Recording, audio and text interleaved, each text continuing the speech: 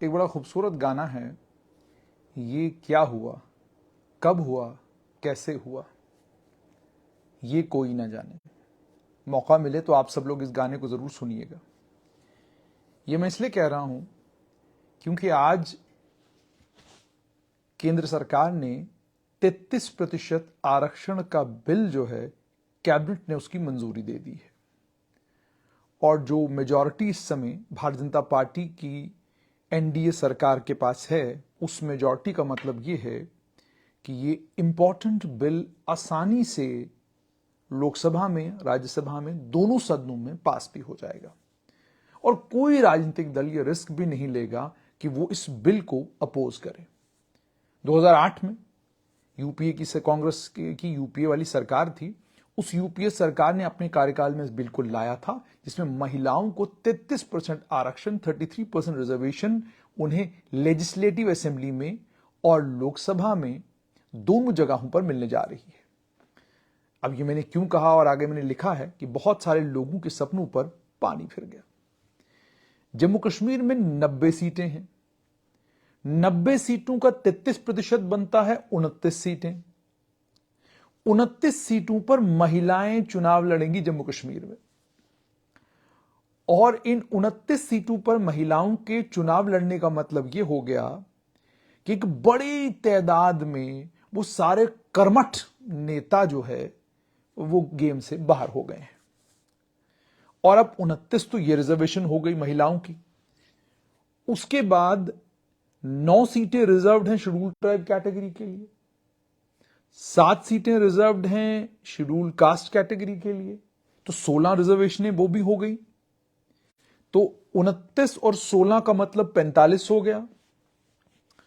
हालांकि अभी तक जब बिल सामने आएगा तो पता चलेगा कि एससी में से कितनी सीटें रिजर्व की जाएंगी महिलाओं के लिए, एसटी में से भी कुछ सीटें रिजर्व की जाएंगी महिलाओं के लिए, और उसके बाद जो है बाकी 90 सीटों में से भी 33% सीटें जो है रिजर्व की जाएंगी। हो सकता है फॉर्मूला जब वर्कआउट हो तो 29 की बजाय 25 हो जाए सीटें, 24 हो जाएं, जितनी मर्जी उतनी हो जाए।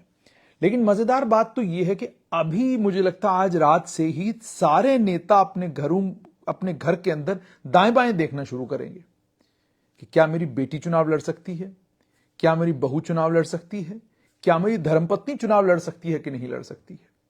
और मजा तो घाटी में आएगा, क्योंकि घाटी में तो बहुत कम महिलाएं हैं जो राजनीति के मैदान में हैं और या इंपॉर्टेंट हैं, सिग्निफिकेंट। इसमें महबूबा मुफ्ती हैं, शमीमा फिरदौस हैं, सकीना इत्तू हैं, 3 तो नाम हैं ही ये। उसके अलावा कुछ अन्य नाम और भी हैं। लेकिन अब 33% रिजर्वेशन का मतलब यह हो गया कि पुरुषों को मैदान से निकलना पड़ेगा बाहर। अगर आप 2 मिनट के लिए सोचिए, खानियार की कॉन्स्टिट्यूंसी महिलाओं के लिए रिजर्व हो जाए।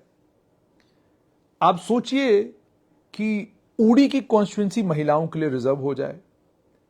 अब आप सोचिए कि उमर अब्दुल्ला जिस कॉन्स्टिट्यूंसी से लड़ते हैं वो महिलाओं के लिए रिजर्व हो जाए। गांधीनगर जम्मू में महिलाओं के लिए रिजर्व हो जाए। अखनूर महिलाओं के लिए रिजर्व हो जाए। उसके बाद सांबा महिलाओं के लिए रिजर्व हो जाए। बसोली महिलाओं के लिए रिजर्व हो जाए।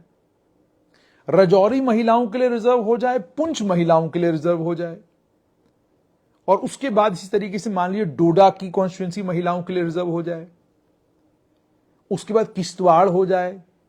उसके बाद जो अभी अभी एसटी जिनको मिलने जा रहा है, पहाड़ी कबीला के लोग, पहाड़ी कबीला की भी 2-4 सीटें बीच में आ जाएं, क्योंकि ये तो जाहिर सी बात है, ये केंद्र सरकार का फैसला है। और 29 सीटें रिजर्व अगर इसी लेजिस्लेटिव असेंबली में हो गई तो मतलब काम खराब है। यानी 29 जगहों पर जो ट्रेंड है जम्मू कश्मीर में, तबीयत है जम्मू कश्मीर में कि पंचायत के चुनाव में महिलाओं को रिजर्वेशन मिली तो सरपंच साहब ने अपनी धर्मपत्नी को कहा आप चुनाव लड़ लीजिए। धर्मपत्नी ने चुनाव लड़ा और सरपंच जो है, सरपंच साहब भी सरपंच ही चला रहे हैं, वो सिर्फ दस्तखत करने के लिए उनकी धर्मपत्नी आती, दस्तखत सब जगह करती। कई इलाकों में हम गए और कई जगहों पर तो महिलाएं सक्रिय हैं, बहुत बढ़िया काम कर रही हैं, बीडीसी हैं, डीडीसी हैं, बड़ी एम्पावर्ड हैं और बड़ा जबरदस्त दमखम के साथ जो है वो चुनावी मैदान में उतरती भी हैं और चुनाव लड़ भी रही हैं। लेकिन क्या होगा इन तमाम बड़े बड़े नेताओं का? इन्हें अब आज से ही अपने घरों में अपनी बेटी को, अपनी बहू को या अपनी धर्मपत्नी को ट्रेनिंग देना शुरू करना पड़ेगा कि भाई तकरीर ऐसे करनी है, बात ऐसे करनी है, क्योंकि अब तो 29 के करीब करीब सीटें अगर वाकई जम्मू कश्मीर में रिजर्व, हालांकि इतनी नहीं होने वाली क्योंकि इसमें एससी है, एसटी है, और जो मैंने बिल को देखा है, जो बिल के अंदर पढ़ा है, उसमें एससी के अंदर भी जो है वो प्रावधान है कि एससी अगर 7 सीटें हैं तो उसमें से भी महिलाओं के लिए कुछ रिजर्व हो जाएंगी, एसटी में से कुछ महिलाओं के लिए रिजर्व हो जाएंगी, उसके अलावा फिर जनरल में महिलाओं के लिए रिजर्व हो जाएंगी। तो मतलब कुल मिलाकर बात यह आई कि ठहरी कि अब जिसको भी सरकार बनानी है उसको महिलाओं के जरिए अब सरकार बनानी है, क्योंकि जम्मू कश्मीर में 45 का फिगर तो आपको चाहिए चुनाव जीतने के, सरकार बनाने के लिए। तो 45 में से तो 29 या 30 के करीब करीब तो महिलाएं होंगी, और उसके बाद आप ये भी जानते हैं कि नॉमिनेशन से भी 2 महिलाएं आने वाली है, तो कम से कम 35-36 महिलाएं जो है लेजिस्लेटिव असेंबली में होंगी।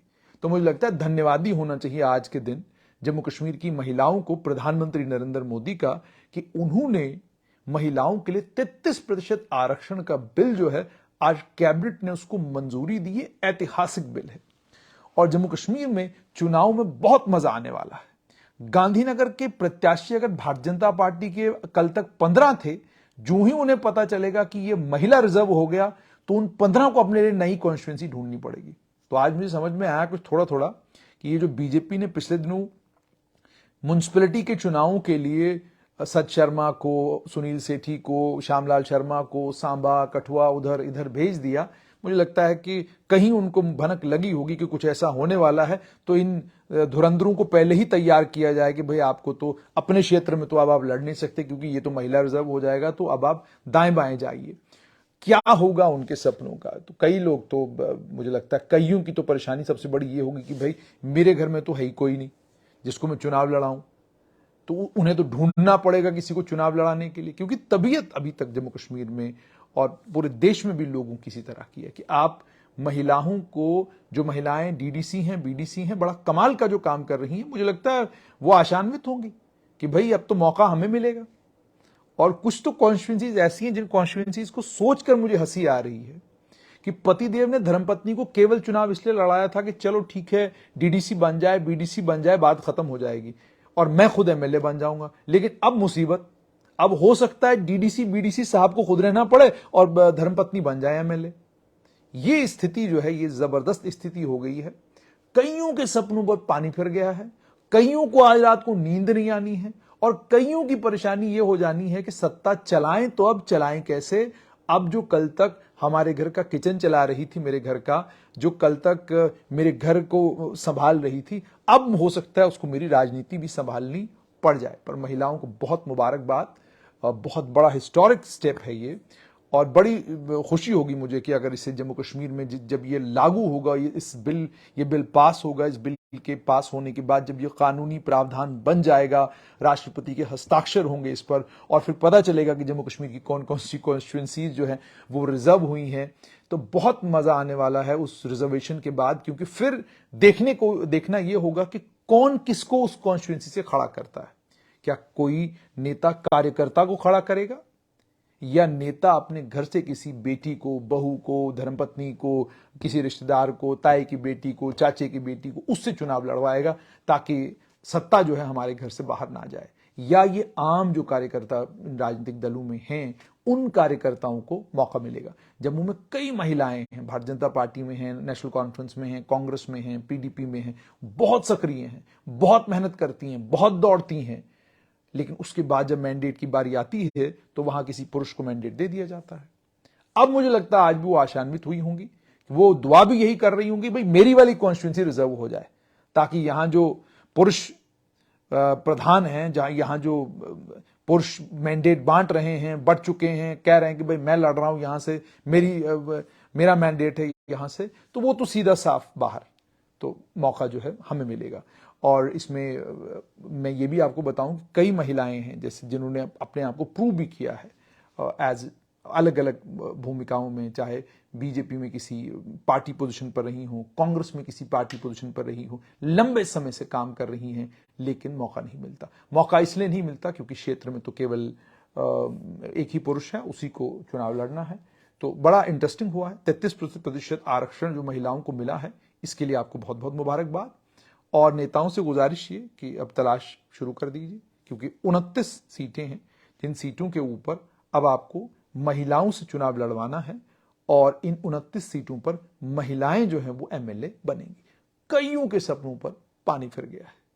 मुझे लगता है, जैसे मैंने आपको कहा, कि कई तो बेचारे आज रात को सोएंगे नहीं कि भाई ये क्या कर दिया प्रधानमंत्री नरेंद्र मोदी ने, बाकी तो सब ठीक था, अब ये 33% आरक्षण हमारे ही टाइम करना था, अब हमारा वक्त निकलने देते, हमारे बाद करते। तो इस तरह की बातें भी होंगी, लेकिन फिलहाल महिलाओं को बहुत बहुत मुबारक कि आपको 33% आरक्षण मिला है।